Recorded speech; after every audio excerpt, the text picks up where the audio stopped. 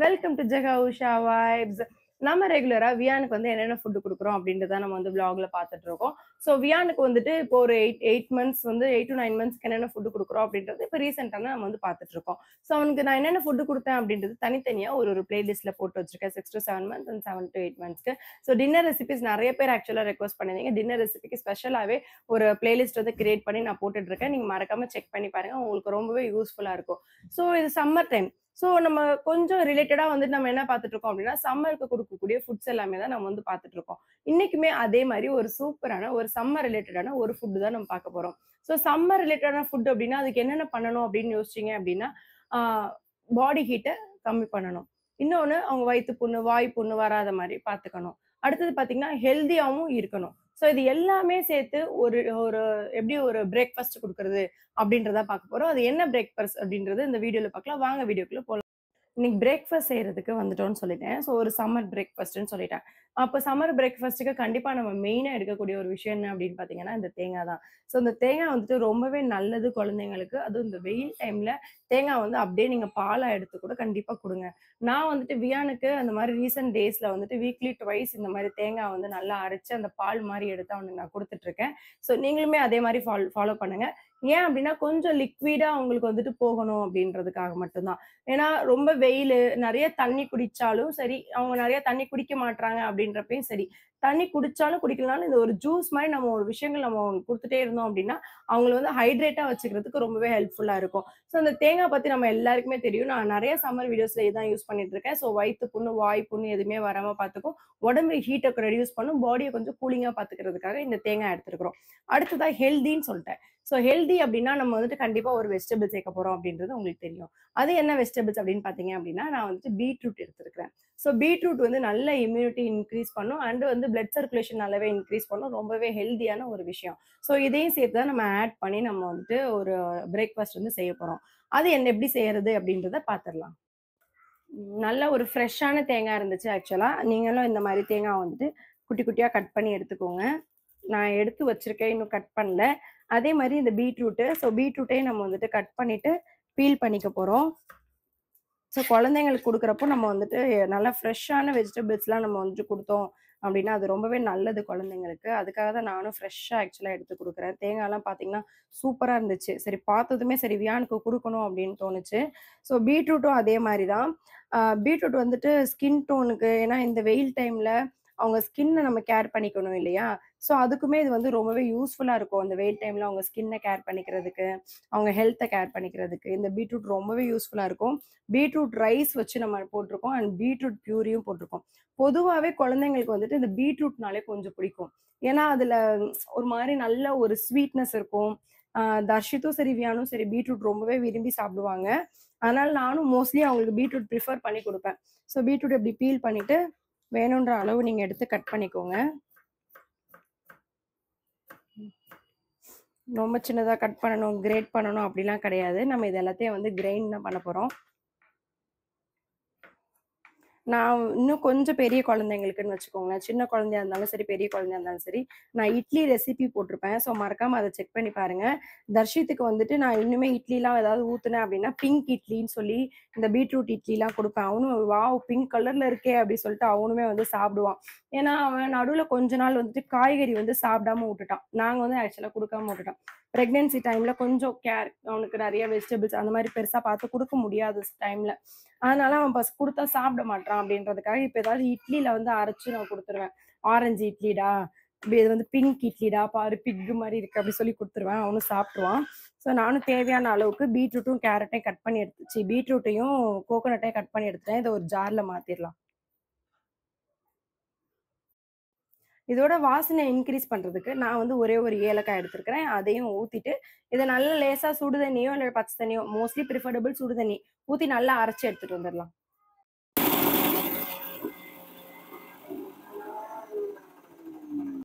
இந்த மாரி நல்லா அரைச்சு எடுத்துட்டு வந்துட்டேன். ஸோ கலர் பார்க்கவே ஆக்சுவலா பிங்க்கா இருக்கு. குழந்தைங்க வந்துட்டு ஒரு சிலர் கலர்லாம் சூப்பரா இருந்தா தான் சாப்பிடுவாங்க. ஸோ கண்டிப்பா இந்த ரெசிபி ட்ரை பண்ணி பாருங்க. உங்க குழந்தை சாப்பிடல அப்டின்னா. நான் வந்துட்டு என்ன பண்ண போறேன் அப்டின்னா, இத வந்து நல்லா ஃபில்டர் பண்ணி எடுத்துக்க போறேன். நம்ம எப்பவுமே ஏலக்காய்ல இருக்க கொட்டை மட்டும் தானே போடுவோம். இப்ப என்னடா இதையும் ஃபுல்லா போட்டாங்க அப்படின்னு நீங்க யோசிச்சீங்க அப்படின்னா, நான் வந்துட்டு இத விஷயம் நான் வடிகட்டி எடுத்துக்க போறேன். இன்னொரு விஷயம் என்ன அப்படின்னா, அந்த தேங்காய் அதெல்லாமே சேர்த்து நம்ம போடுறப்போ நல்லா இந்த மாரி ஃபில்டர் பண்ணி எடுத்துக்கலாம். ஆ இல்ல உங்க குழந்தைங்க வந்துட்டு 1 வயசு கிட்ட இருக்காங்க அப்படின்னா, இத நீங்க ஃபில்டர் பண்ண கூட தேவையில்ல. நல்ல மையா அரைச்சுட்டீங்கனாலே போதும் தான். இத அப்படியே நீங்க வந்துட்டு உங்க குழந்தைக்கு அப்படியே நீங்க ஆட் பண்ணி குடுத்துரலாம். ஸோ பார்க்கவே சூப்பரா இருக்குல்ல, பிங்க் கலர்ல. இப்ப பாருங்க, நானு அந்த ஏலக்காய் போட்டு அரைச்ச அந்த ஸ்மெல் வந்து சூப்பரா இருக்கும். அந்த திப்பி எல்லாமே வந்து இதுல தங்கிருது. அதனால நான் வந்துட்டு ஏலக்காய் வந்து ஃபுல்லா போட்டேன்.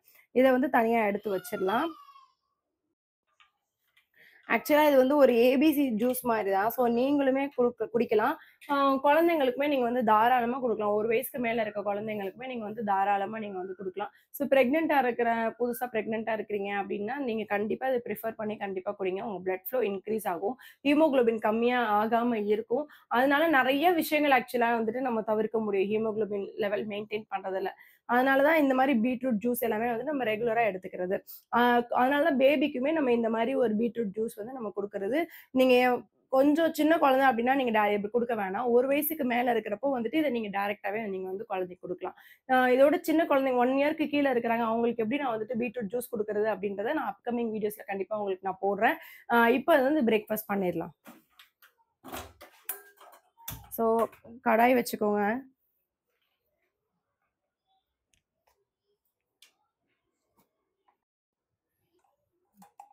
ஆஸ் யூசுவல் நம்ம கடாய் வச்சதும் என்ன சேர்ப்போம் அப்படின்னா, ஒரு அன்சால்டட் பட்டர் இல்லன்னா வந்துட்டு இந்த மாதிரி கொஞ்சமா கீ சேர்த்துக்குவோம்.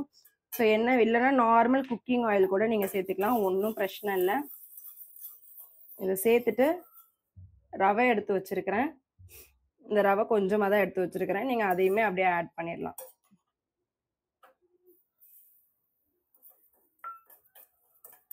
ஒரு 2, 3 மினிட்ஸ் நல்லா இது வறுகட்டும். நம்ம நல்ல ஸ்மெல் வரும். நல்லா இத லேசா இப்படி வறுத்துருங்க. லேசா இந்த மாதிரி ப்ரௌன் கலர்ல வந்ததும் நம்ம வந்துட்டு ஃபில்டர் பண்ணி வச்சிருக்கிற இந்த பால் வந்து அப்படியே சேர்த்துடலாம். எந்தவித கட்டியும் இல்லாம நல்லா கிண்டி விட்டுக்கோங்க.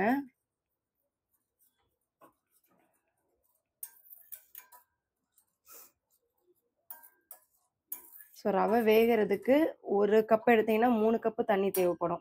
ஸோ அந்த லெவல்ல ஆக்சுவலா நான் வந்துட்டு இத ஊத்திருக்கேன். நல்லா கொழைய வெந்துச்சு அப்படின்னா, குழந்தைங்க சாப்பிடுறதுக்கு ரொம்பவே ஈஸியா இருக்கும். சப்போஸ் அந்த ஜூஸ் கொஞ்சம் மிச்சம் இருந்துச்சு அப்படின்னா, நீங்க தயவு செஞ்சு கொஞ்சமா சர்க்கரை இல்லன்னா நாட்டு சர்க்கரை போட்டு நீங்க சேர்த்து சாப்பிட்டுருங்க.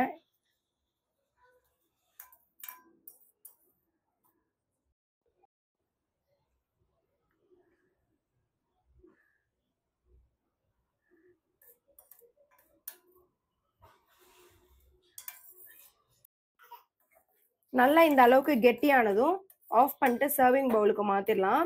அந்த ஏலக்காய் அந்த ஸ்மெல் அத போட்டது அந்த தேங்காய் அதெல்லாம் சேர்ந்து ஒரு சூப்பரான ஸ்மெல் வருது. ஸோ இந்த கன்சிஸ்டன்சி அவனுக்கு கரெக்ட்டா இருக்கும். அதனால நான் ஆஃப் பண்ணிட்டு நான் வந்து சர்விங் பவுலுக்கு மாத்திடுறேன். ஆக்க பொறுத்தவன் ஆற பொறுக்க மாட்டான்.